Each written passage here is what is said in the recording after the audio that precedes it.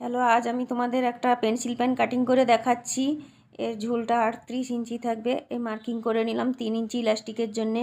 কাপটা থাকবে 16 8 নিয়েছি। এবার মার্কিংয়ের জন্য 1 ইঞ্চি, সিট লম্বা থাকবে 15, মার্কিং করার জন্য 1 ইঞ্চি থাকলো। এবার কাটিং করে দেখিয়ে দিচ্ছি, দেখো। এবার পকেট লাগানোর জন্যে এখানে 6 ইঞ্চি বাই কেটে, পুরোটা কেটে দিয়ে 6 ইঞ্চি কেটে দিলাম। এখানে পকেটের জন্য একটা চিহ্ন দিয়ে দিচ্ছি। এখানে সাইডে একটু কেটে যে বোতাম বসানো হবে তার।